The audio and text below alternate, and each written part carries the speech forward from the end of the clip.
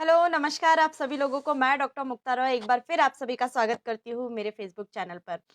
दोस्तों, हम किताब पढ़ रहे हैं बदले अपनी सोच, बदले अपना जीवन और ये लिखी है भूपेंद्र सिंह राठौर सर ने जो कि एक बहुत बड़े इंटरनेशनल मोटिवेशनल स्पीकर हैं।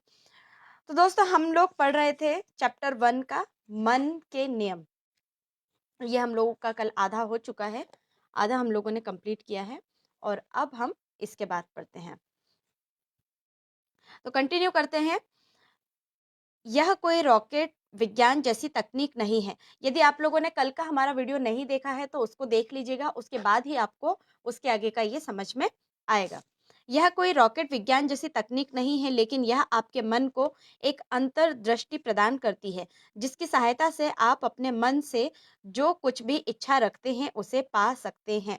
दोस्तों, ये कहा गया है कि यह कोई रॉकेट विज्ञान जैसी तकनीक नहीं है, ये और यह आपके मन को एक अंतर्दृष्टि प्रदान करती है, जिसकी सहायता से आप अपने मन से जो कुछ भी इच्छा रख पाते हैं उसे पा सकते हैं। आपके मन में जो भी इच्छाएं हैं, जैसे भी इच्छाएं हैं, आप उसको पूरा पा सकते हैं, आपको मिल सकता है। लेकिन उसके लिए आपकी इच्छा का होना बहुत ज्यादा जरूरी है। बिना इच्छा के आपको कुछ नहीं मिलेगा। कहा गया है, आपके पास भी दिमाग के रूप में असंख्य शक्तियां हैं। क्या कहा गया है दोस्तों?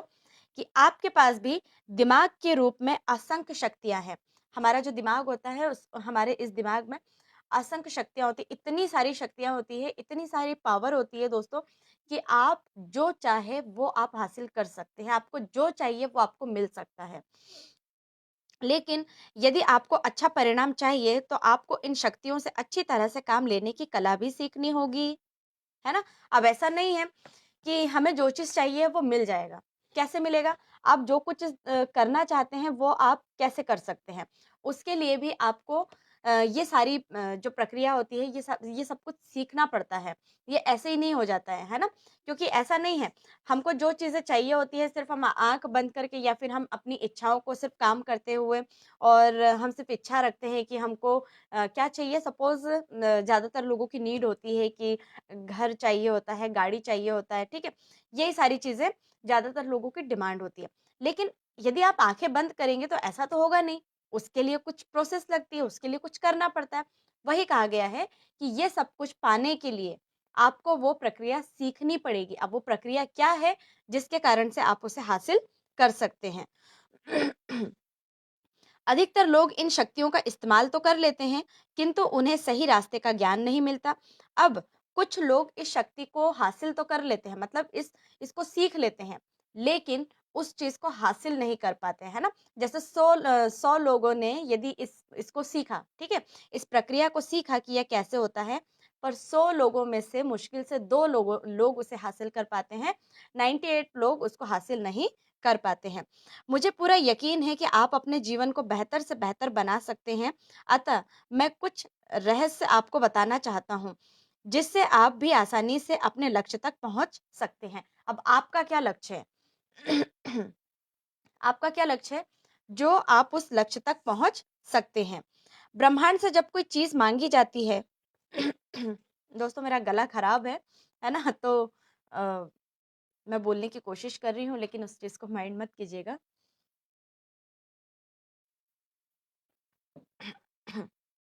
ठंड आते ही थोड़ा-सा गले में दिक्कत हो जाती है। हाँ, चलिए। ब्रह्मांड से जब कोई चीज़ माँगी जाती है, ये ब्रह्मांड है। कल ही मैंने बताया था कि हम कहाँ पर रहते हैं? हम यूनिवर्स के रेस्टोरेंट में रहते हैं, है ना? तो कहा जाता है कि ब्रह्मांड से जब कोई चीज़ माँगी जाती है, तो वह उसे यकीनन पूरा करता है। आप जब भी उससे कुछ माँगते हैं, तो वह कहता है तथास्तु। हम कहते हैं ना भगवान, कि हम हाथ जोड़ कर के हम यूनिवर्स के सामने हम बैठ जाते हैं, भगवान मुझे ये दे दो, भगवान मुझे वो दे दो, भगवान मुझे पास कर दो, मुझे ये कर दो, मुझे वो कर दो। ठीक? तो ये क्या क्या होता है?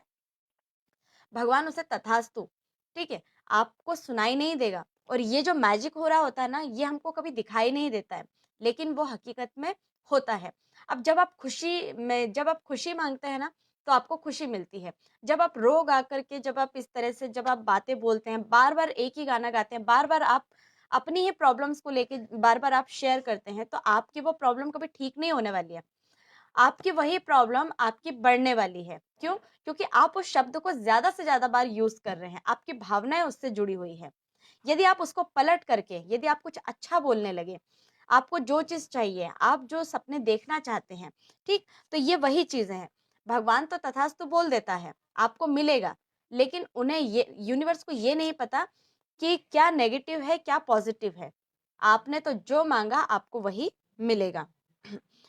आप जब किसी भी खास रास्ते पर चलते हैं तो वह कहता है, मैं तुम्हें तुम्हारी हर मनोकामना पूरी करूँगा। आप जब भी कुछ कहते हैं, वह इसे आपकी एक इच्छा के रूप में ग्रहण करता है।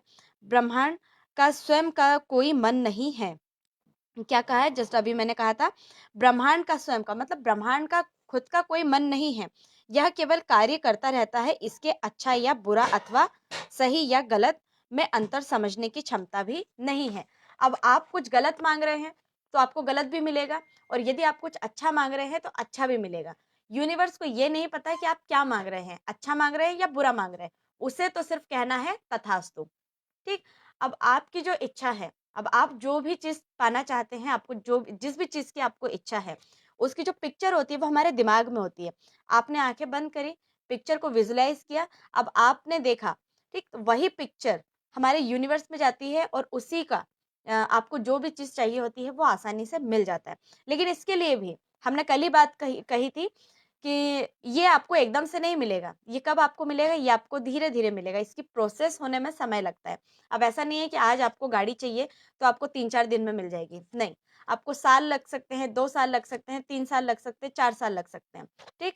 जिस तरह से आप एक रेस्टोरेंट में बैठे हुए होते हैं, आपको तुरंत नहीं मिल जाती है ना? और आपने कुछ ऑर्डर किया तो आपको तुरंत नहीं मिलता। आपको आधे घंटे का समय लग सकता है, आपको 15 मिनट का समय लग सकता है या 1 घंटे का। तो ठीक इसी तरह से हमने कहा था कि हम यूनिवर्स के रेस्टोरेंट में बैठे हैं, ठीक? तो वहाँ पर आपने कुछ चीज़ें ऑर्डर की है तो उसके लिए आपको धैर्य रखना होगा, आपको समय चाहिए होगा, ठीक? लेकिन इसे इस चीज़ को याद रखिए कि आपने क्या माँगा है, अच्छी चीज़ें या बुरी चीज़ें। आपको दोनों में से आपको दोनों ही मिलेगा। लेकिन शर्त ये है यूनिवर्स को नहीं पता कि आप क्या चीज़ माँगने जा रहे हैं, उसने तो सिर्फ़ आपको कह दिया तथास्तु। प्राय ऐसा कहा जाता है कि यदि हम अच्छी से अच्छी किसी चीज़ को ग्रहण करने से भी इनकार कर देते हैं, तो हमें कभी न कभी सबसे अच्छी वस्तु ही मिलती है। वास्तव में मन की शक्ति का अर्थ क्या है? अब ये कहा गया है कि वास्तव में मन की शक्ति जो होती है उसका अर्थ क्या होता है? आकर्षण का नियम अथवा ब्रह्मांड की शक्तियाँ वे कैसे काम करती हैं? क्या यह सब हमें प्रोत्साहित करने के लिए कहे जाने वाले वाक्य मात्र हैं अथवा इनका कोई सार्थक तात्पर्य है? ये कहा गया। यह संसार एक चुंबक की तरह है। क्या कहा गया है? ये संसार जो है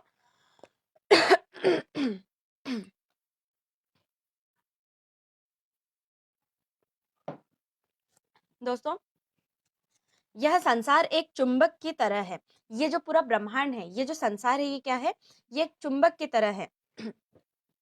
हमारा ब्रह्मांड एक विशाल गेंद के रूप में अनंत शक्तियों का भंडार है। क्या है? हमारा ब्रह्मांड एक विशाल गेंद के रूप में, ठीक है? एक बहुत बड़ा गेंद है, उस गेंद के रूप में अनंत शक्तियों का भंडार है। यह कोई ऐसा कथन नहीं है जिसे मैं अपनी ओर से बनाकर कह रहा हूँ। यह पूरी तरह से वैज्ञानिक तथ्य है।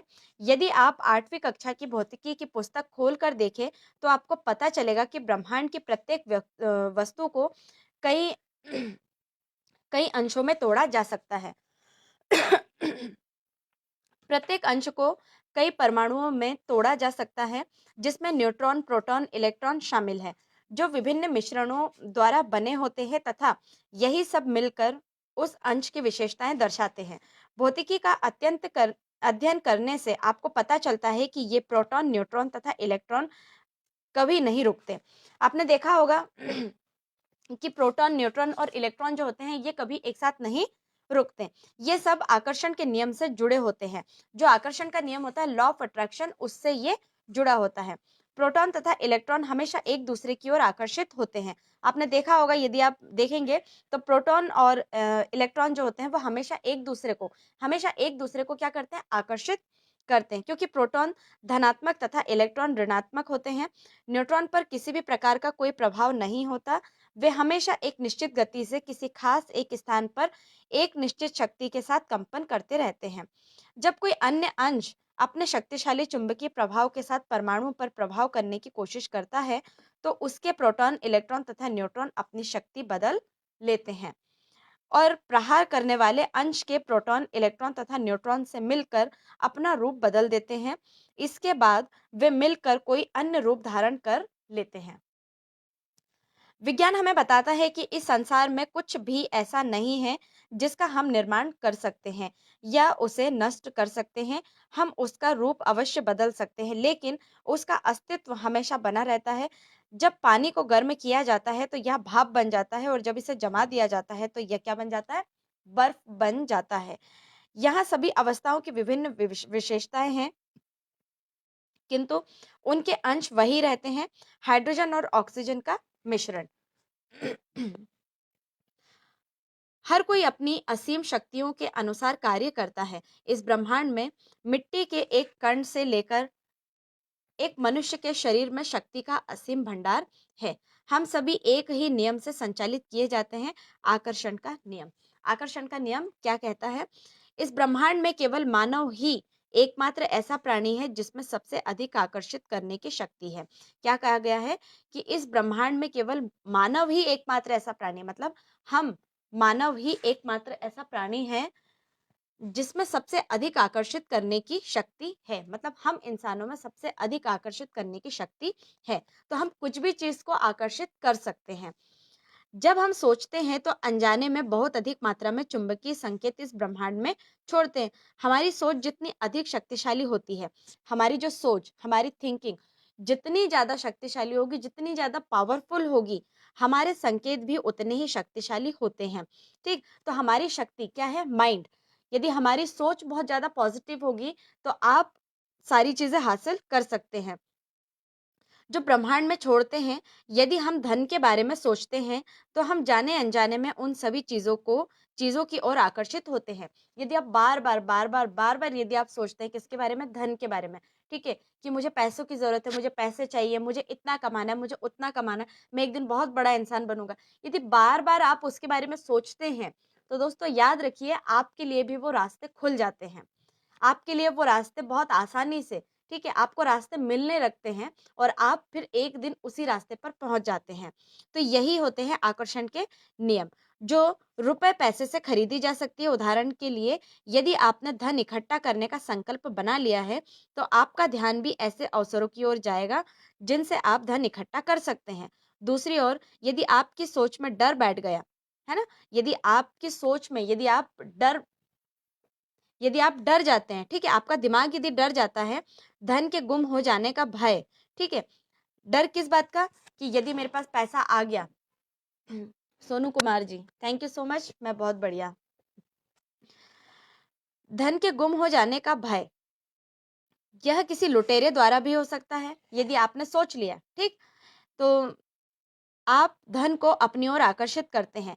लेकिन यदि आपके मन में नकारात्मक विचार आते हैं तो आप निश्चित रूप से इसे गवा सकते हैं। तो क्या करना है? हमें अपने माइंड को इतना स्ट्रांग कर लेना है कि हमारे अंदर वो डर होना ही नहीं चाहिए। यदि आपको धन चाहिए, यदि आपको पैसे चाहिए हैं, तो सटीक रूप से आप इस चीज का मन बना लीजिए कि वो आपके पास है, सेफ है, और पूरी तरह से आपने उसको एक अच्छी जगह पर रखा है।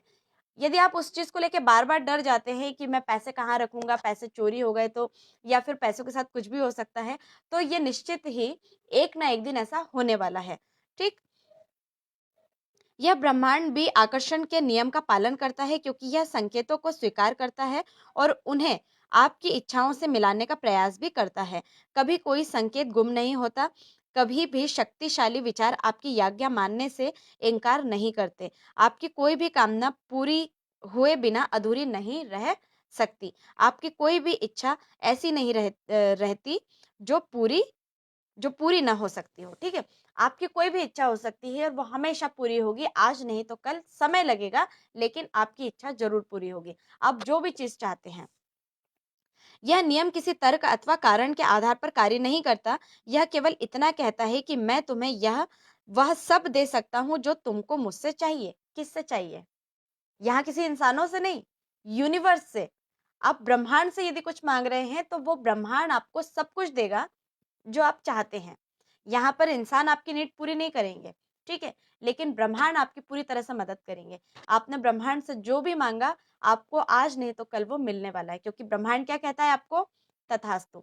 और आपके बोलने के बाद वो कह चुके होते हैं, लेकिन ये मैजिक आपको दिखाई नहीं देगा। ब्रह्मांड में इतनी सारी तरंगें फैल रही होती है, वो हमें कुछ भी नहीं दिखाई देता है कि हमारे ही सामने बहुत सारी चीज़ें हो रही होती है। यदि कोई व्यक्ति किसी ऊंची इमारत से छलांग लगाता है तो वह मर जाएगा। इससे कोई फर्क नहीं पड़ता कि वह एक अच्छा इंसान था या बुरा इंसान। ठीक, कोई फर्क नहीं पड़ेगा। इसी प्रकार आकर्षण का नियम भी अपना काम करता है। आप ब्रह्मांड से मांगो, वह आपकी इच्छा पूरी करेगा। यही एकमात्र नियम है जो समस्त ब्रह्मांड को संचालित करता है। यही एक नियम है। आपको हर समय सचेत रहने की आवश्यकता है और यह बात सदा याद रखनी होती है कि ब्रह्मांड के भंडार में किसी चीज की कमी नहीं है। ठीक, अब ये बात बहुत ही इंपॉर्टेंट है कि ब्रह्मांड में, ठीक है, अब मेरे पास एग्जाम्पल के तौर पर भी कुछ नहीं। हाँ, एक बॉल है, ठीक है, और ये बॉल को आप पूरा संसार समझ लीजिए। उस संसार में अनगिनत भंडार है। आपको जो चाहिए, आपको जितना चाहिए, आपको सब कुछ मिलेगा। ठीक, वहां पृथ्वी पर रह रहे प्रत्येक व्यक्ति के लिए पर्याप्त मात्रा में असीम भंडार है। ब्रह्मांड की कोई सीमा नहीं, कोई भी सीमा नहीं होती। आपको केवल इतना करना है कि उससे केवल अपनी एक इच्छा जाहिर करनी है। उससे क्या करनी है? आपकी कोई भी इच्छा आपको बताना है कि आपकी क्या इच्छा है। आप जितनी चाहे बड़ी इच्छा कर सकते हैं। आपको अपने हृदय से उस पर विश्वास करना है, अपने भीतर इसे पनपने दे। आपकी इच्छा को मन में लिए चैन की नींद सो जाए, क्योंकि जब हम सो रहे होते हैं तो हमारा अवचेतन मन जागकर कार्य करता है। इसको कब करना है? जब आप रात में सो रहे होते हैं, तो कहा जाता है ना कि जब आप रात में सोते हैं, तब आपको क्या करना है? अच्छे विचार आपको लेकर आना है। जब आप सो रहे होते हैं, सोने से पहले आपको कुछ अच्छे शब्द बोलने होते हैं, ठीक है? तो ये आपको करना है। और हमारे शक्तिशाली संकेतों को ब्रह्मांड में भेज रहा होता है। यह अत्यंत आवश्यक होता है कि हम अपने जीवन की सबसे बड़ी इच्छा की कामना करें और फिर अपने मन का जादू देखें। और ये जादू होता है, ये हमें दिखाई नहीं देता है। मैं आपको बताना चाहूंगी कि इसके पहले जो हमारी किताब थी जादू, वो मैंने इसीलिए पढ़ी कि ये जो मैजिक होता है ना, ये हमें दिखाई नहीं देता है, लेकिन मैजिक असल में हो रहा होता है। हम जो शब्द बोलते हैं, हम जो बातें बोलते हैं, हम किसी से बातें करते हैं, जब ये भावनाएँ होती है ना बिल्कुल असलियत की कि वाक़ई में हमें चाहिए है, आप दिल से, आप खुशी से जो आप बोलते हैं, वो पूरा हो रहा होता है, ठीक? इसीलिए कहा जाता है कि जब भी बोलो, जिसके भी सामने बोलो, हमेशा अच्छा बोलो। कब वो काम आपका पॉज़िटिव में या हकीकत में बदल जाए, आपको पता भी नहीं चलेगा, ठीक? यहाँ 3 प्रकार की प्रमुख धारणाएँ दी गई है जो हमारे जीवन को संचालित करती है। यही कारण है कि कुछ लोग संतोष कर लेते हैं और कुछ नहीं कर पाते हैं। यह धारणाएँ इस प्रकार है। क्या कहा गया है कि यह इस पर आपको क्या करना है कि इस पर आपको भरोसा बनाए रखना है कि हम जो चीज़ चाहते हैं, वो चीज़ आपको मिल जाए। यह विश्वास रखना है कि इस दुनिया में हम जो चाहते हैं वह पर्याप्त मात्रा में है। यह विश्वास रखना है कि इस दुनिया से जो हम चाहते हैं वह पर्याप्त से कहीं ज़्यादा है, बहुत है, अनगिनत है, लेकिन आपको क्या चाहिए? जो भी चीज़ आपको चाहिए है ना, वो चीज़ आपको मिलती है। अब मैं इसके बारे में ये भी बताऊँगी कि जो चीज़ आपने माँगा वो चीज़ आपको क्यों नहीं मिली, इसका भी रीज़न है, ठीक? तो वो भी मैं आपको बताऊँगी, क्योंकि नहीं तो ये क्वेश्चन आएगा कि मैडम हमने तो जो माँगा था वो चीज़ें हमें तो वो मिली ही नहीं, हमें तो कुछ और ही मिला, है ना? तो इसका भी एक टॉपिक है, ये भी मैं आपको बताऊँगी कि ऐसा क्यों होता है, ठीक? मैं इनकी व्याख्या करता हूँ कि इनका अर्थ क्या है और वह एक व्यक्ति के जीवन में किस प्रकार की भूमिका अदा करती है। आइए सबसे पहले पहली धारणा से शुरुआत करते हैं। यह विश्वास सबसे पहला नंबर है, पहला, यह विश्वास रखना कि इस दुनिया में हम जो चाहते हैं कि वह कम है। जो लोग इस श्रेणी से संबंध रखते हैं, उनकी सोच बहुत सीमित होती है।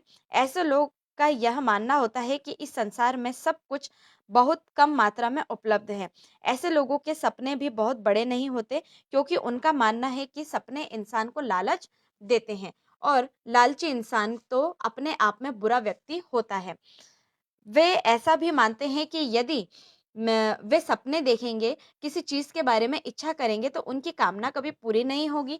डर का साया हमेशा उसका पीछा करता रहता है, जिसका परिणाम यह होता है कि वे स्वयं की उपलब्धियों पर भी शक करने लगते हैं। उन्हें ऐसा लगने लगता है कि वे कुछ कभी कुछ भी नहीं कर सकते। ये उनको ऐसा फ़ील होता है कि वो कभी कुछ नहीं कर सकते।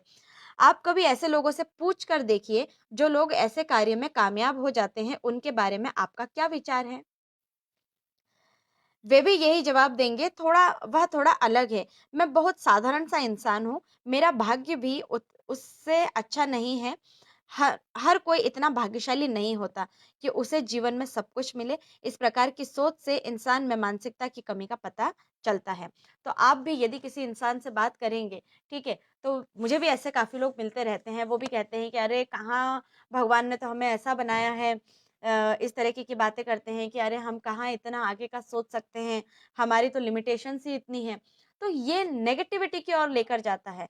अरे भई, आपके सोचने के पैसे थोड़ी लगते हैं। आपको अच्छा सोचना है। जब आपने अच्छा सोचा तो आपको थोड़ी ना कोई पे करना है कि आपको 10,000, 20,000, 50,000 आपको पे करना है। करना है क्या? नहीं करना है। आपको सोचना है और अच्छा सोचना है। क्यों नहीं मिलेगा? आज नहीं तो कल। मैंने कहा ना कि आपको रास्ते मिलेंगे। आपको बहुत सारे रास्ते मिलेंगे जब आप सोचना चालू करोगे। हाउ? जब आप ये क्वेश्चन पूछोगे अपने आप से कि कैसे? तब आपको कैसे का आंसर अपने आप ही मिलने लगेगा। मैं कई लोगों से मिलता रहता हूँ और अक्सर मुझसे कहते हैं कि मैं जब भी अपनी मंजिल पर पहुँच जाऊँगा तो मुझे बहुत खुशी होगी। और जब मैं उनसे यह पूछता हूँ कि वे इस समय खुश नहीं हैं, वे कहते हैं मुझे नहीं पता, लेकिन जब मैं अधिक अपने निर्धारित लक्ष्य को पा लूँगा तो निसंकोच मुझे बहुत प्रसन्नता होगी। वाह! कैसी व्यंग्यात्मक धारणा है। ऐसा कैसे हो सकता है कि जब आप स्वयं ही अपने जीवन को बनाते संवारते हैं और उसे नई दिशा प्रदान करते हैं, तो उसके बावजूद भी आप उदास रहते हैं, है ना? अब आप ये सोचेंगे कि मुझे चाहिए, सारी चीज़ें चाहिए और मैंने अपने लक्ष्य को प्राप्त कर लिया है, मुझे ये चीज़ें चाहिए है ना? और कोई व्यक्ति आपसे पूछता है कि क्या आप अभी खुश हैं? वो कहेंगे कि नहीं, जो मुझे चाहिए है, मैं पहले उसको हासिल करूँगा, उस लक्ष्य पर पहुँचूँगा, उसके बाद मैं खुश होऊँगा। क्यों भई? आपके पास तो अभी भी वक़्त है ना, आपके पास वो सारी चीज़ें हैं, आपको मिल चुकी है वो सारी चीज़ें, इसीलिए अब आप खुश होना चालू कर दीजिए। तो आप बहुत लकी हैं कि आपको वो सारी चीज़ें ब्रह्मांड से मिल रही है, आपको क्या चाहिए है? दुनिया की ऐसी कोई ताकत नहीं कि आपको वो दे ना सके, वो सब कुछ आपको मिल सकता है। मैं आपको चेतावनी देता हूँ कि यदि आप इसी तरह उदास रहते हुए ब्रह्मांड को अपना कोई संदेश भेजते हैं, तो यह धारणा बन जाती है कि मेरे जीवन में कुछ कमी है। यदि आपको मेरी अभी तक कही गई बातें समझ में आ गई है, तो आप समझ गए होंगे कि ब्रह्मांड केवल आपके विचारों और भावनाओं का जवाब देता है। यदि आप ब्रह्मांड के अस्तित्व में विश्वास नहीं रखते हैं, तो यकीनन आप उदास, चिंतित और बुझे-बुझे से रहेंगे। फिर आपको कुछ नहीं मिलेगा। यही विश्वास ही लोगों की सोच का प्रमुख कारण है, जिनमें से 80% लोग मेहनत करते हुए अपने रास्तों को साकार करने में लगे हुए हैं और 20% लोग ऐसे हैं जिन्होंने अपने सपनों को जन्म जान लिया है। ठीक है? 20% आपको ऐसे मिलेंगे कि जिन्होंने अपने सपनों को जान लिया है। यदि आप अपने जीवन में जादुई तरीके से कुछ बदलाव लाना चाहते हैं, तो आपको इस तुच्छ से सोच से ऊपर उठना होगा। जी हाँ, यदि आप भी चाहते हैं कि मैं भी आगे बढ़ना चाहता हूँ, कुछ पाना चाहता हूँ, ठीक? तो आपको भी ऊपर उठना पड़ेगा और यह विश्वास करना होगा कि इस ब्रह्मांड में सभी के लिए पर्याप्त मात्रा में भंडार है। आपको बिलीव करना होगा कि इस दुनिया में जो भी चीज़ें हैं, वो पर्याप्त मात्रा में भंडार है। बहुत कुछ है इस दुनिया में, अनगिनत चीज़ें, आपको क्या चाहिए वो बोलिए तो सही। ब्रह्मांड में किसी प्रकार की कोई कमी नहीं, कमी केवल आपके दिमाग में है। कहाँ पर कमी है? आपके दिमाग में कमी है। किस चीज़ की? कि मैं ये नहीं कर सकता, मैं वो नहीं कर सकता, मुझे ये नहीं मिलेगा, मुझे वो नहीं मिलेगा, ठीक है? मुझे बहुत मेहनत करनी पड़ेगी। तो ये कमी जो है वो सिर्फ़ हमारे दिमाग में है। हमने क्या कहा? हमारा दिमाग अनलिमिटेड चीज़ों को सोच सकता है, उतनी क्षमता है, बहुत शक्तिशाली है हमारा दिमाग। लेकिन हम इसका इस्तेमाल कब करते हैं? हम इसका इस्तेमाल कैसे करते हैं? हर समस्या आपकी स्वयं की बनाई हुई है। बिल्कुल, यदि हम अपनी समस्या को जन्म देंगे ना, तो यहाँ पर बहुत सारी समस्याएँ जन्म ले लेगी, ठीक? तो इस समस्या को भी जन्म देने वाले हम ही हैं, हम इंसान हैं। मैं आपको अपने जीवन का एक उदाहरण देता हूँ। मेरा जन्म राजस्थान के अजमेर ज़िले में के खटोली नामक गाँव में हुआ था। मैं एक साधारण से परिवार से संबंध रखता था। मेरे पिता एक किसान थे और हमारा जीवन बहुत मुश्किल से चलता था क्योंकि परिवार में हम सबके लिए पर्याप्त साधन नहीं थे। लेकिन फिर भी मेरे पिताजी हमेशा सबसे यही कहा करते थे कि उनके पास सबकी शिक्षा के लिए भरपूर रुपयों का इंतज़ाम है। इस समय बर्फ की रंगीन आइसक्रीम की कीमत 50 पैसे हुआ करती थी। हमारी गली के कोने में एक 16 साल का एक नौजवान उस समय वह आइसक्रीम बेचा करता था। इस प्रकार की चीज़ मिलना हमारे लिए किसी सौगात से कम न होता। सबसे बड़ी बात तो यह थी कि हम लोग आसानी से इसे खरीद सकते थे। ये बात कही। जैसे-जैसे बड़ा होता गया मेरे पिताजी मेरी पढ़ाई के लिए पैसों का इंतज़ाम करते गए ताकि मैं एनआई एनआईआईटी से कंप्यूटर की पढ़ाई पूरी कर सकूँ। मेरी पढ़ाई बहुत अच्छी चल रही थी, लेकिन मेरे साथ समस्या यह थी कि मैं अंग्रेज़ी में कमज़ोर था। है ना? हर किसी के साथ होता है, हर किसी के पास कोई ना कोई कमज़ोरी होती है। मेरे लिए अंग्रेज़ी के शब्दों को जोड़कर बोलना बहुत बड़ी समस्या थी और जिस समय मुझे अपने इंस्टीट्यूट में अंग्रेज़ी में अपना पहला व्याख्यान देना था, तो मेरे लिए विकट समस्या उठ खड़ी हुई। मैं स्टेज पर गया तो केवल हकलाता रह गया। मैं कुछ न कुछ कह सका, कुछ ना कह सका। यह वह समय था जब मैंने जान लिया कि मुझे इस विषय में कुछ न कुछ तो अवश्य करना होगा। कुछ सप्ताह के बाद इंस्टीट्यूट में एक ऐसा समारोह आयोजित किया गया जिसमें हम सबसे मज़ाकिया सवाल पूछे जाने थे। मुझसे यह सवाल पूछा गया कि यदि मैं किसी ऐसी महिला से विवाह करना चाहता हूँ, जो आयु में मुझसे 7 साल बड़ी हो, तो मैं अपने माता-पिता को किस प्रकार राज़ी करूँगा? सवाल अंग्रेज़ी में था। मुझे कन्वेंस का अर्थ नहीं पता था, मैं केवल इतना ही कह पाया, मैं भागकर विवाह कर लूँगा। मैंने हिंदी में भी इसका जवाब दिया। सभागार में बैठे सभी 500 लोग मेरी बात सुनकर हँसने लगे। तभी मैंने एक व्यक्ति को कहते हुए सुना, कृपया सवाल को हिंदी में दोहराओ ताकि जो लोग अंग्रेज़ी नहीं समझते हैं, वो उसे भी समझ सकें। फिर उसके बाद इस सवाल को हिंदी में दोहराया गया। मैं बहुत निराश हो गया और यह घटना कई दिनों तक मुझे अंदर ही अंदर चुभती रही। मैंने अंग्रेजी सीखने की कोशिश की, लेकिन मुझे अधिक सफलता नहीं मिल सकी। लेकिन मैं अपने फैसले पर अड़ा रहा कि मैंने खेती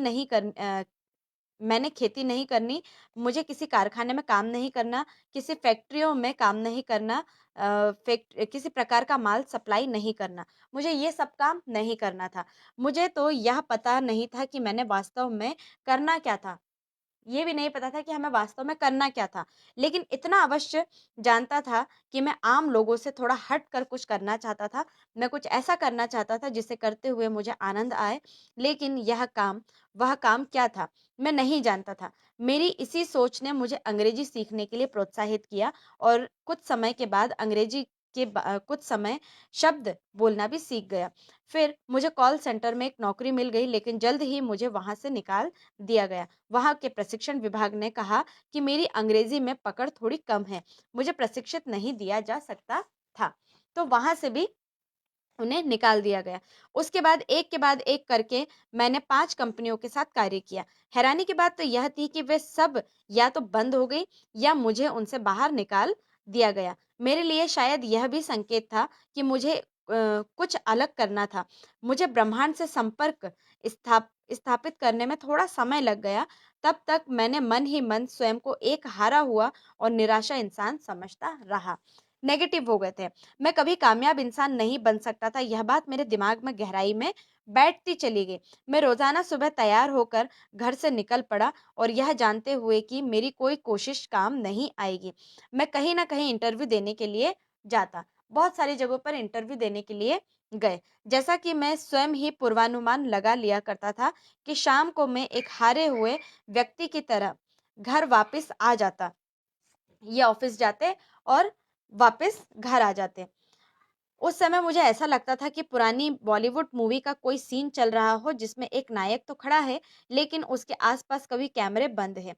मुझे ऐसा लगने लगा कि इस संसार में अब कुछ भी नहीं बचा, कम से कम मेरे लिए। मैं अधिक नहीं चाहता था, लेकिन कभी बड़े सपने भी नहीं देखे। मैं केवल थोड़ी-सी शान के साथ ही जीना चाहता था, जिसमें से मैं अभी तक वंचित था। ये भी घटनाएँ हुई। आगे चलकर मैंने अपने जीवन में बीते हुए दिनों के बारे में सोचा। मैंने अपने बचपन की कुछ यादों को महसूस किया कि मेरे माता-पिता कड़ी मेहनत करते थे। मेरे मित्र भी मेहनत करते थे, मेरे रिश्तेदार भी मेहनत करते थे, उनके रिश्तेदार और उनके दोस्त, गाँव के सभी लोग मतलब सभी लोग मेहनत करते थे। इन सभी ने मेरे अंदर एक विश्वास जगाया, जिससे मुझे पता चला कि जीवन किसी के लिए भी आसान नहीं है। मेरे ही भीतर कमी है। मुझे तब तक इन बातों का ज्ञान नहीं था जब तक कि मैं किसी पहुँचे हुए ज्ञानी लोगों तथा सच्चे महापुरुषों से नहीं मिला। उन्होंने मुझे इस बात से अवगत कराया कि मेरे भीतर क्या करने की योग्यता है।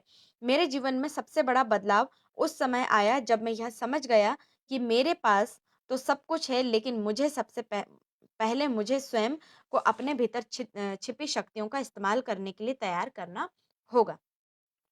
मेरे भीतर एक मेरे भीतर छिपा एक विद्यार्थी यह सब सीखने के लिए तैयार था।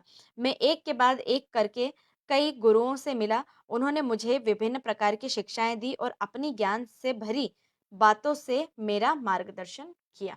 ठीक है? वहाँ कहाँ गए? शिक्षाएँ दी, अपने गुरु से मिले, उन्होंने शिक्षा दी और फिर वहाँ से उनको रास्ते मिले। इसीलिए कहते हैं दोस्तों कि यदि आप भी किसी नेगेटिविटी से घिरे हैं, डिप्रेशन में हैं, कहीं न कहीं उलझे हुए हैं, अपने गुरु को पकड़ो, टीचर को पकड़ो, ताकि उनसे आपको मार्गदर्शन मिल सके कि आपको आपके जीवन में क्या करना है। यदि आप अपना समय बर्बाद कर रहे हैं दोस्तों, तो ये बहुत ही बड़ी गलत बात है और इससे आप बहुत पीछे चले जाएँगे। जहाँ आपको बहुत आगे होना चाहिए था, आप सोच-सोच के अपना वक़्त बर्बाद कर रहे हैं। मेरी जीवन की यात्रा के दौरान मुझे जिस गुरु ने सबसे अधिक प्रभावित किया, उनका नाम है श्री नित्य शांति सर। वे जंगलों में रहने वाले एक बौद्ध भिक्षु थे और वे जो अब विश्व भर के लोगों का अपने प्रवचनों से उद्धार करते थे। मैं जब पहली बार उनसे मिला तो मैंने उन्हें बताया कि जब ऐसे लोगों से मिलता हूँ तो मुझसे कहीं अधिक समझदार, विद्वान और पढ़े-लिखे हैं। तो स्वयं को उनके सामने तुच्छ पाता हूँ, मैं स्वयं को अनपढ़ समझने लगता हूँ और ऐसे में मुझे समझ नहीं आता कि मैं अपने सपनों को कैसे साकार करूँ। जब श्री नित्य शांति सर ने मेरी बात सुनी तो वो बोले, क्या तुम एक तबले का मुकाबला एक सितार से कर सकते हो? एक सितार का मुकाबला किसी गिटार से कर सकते हो?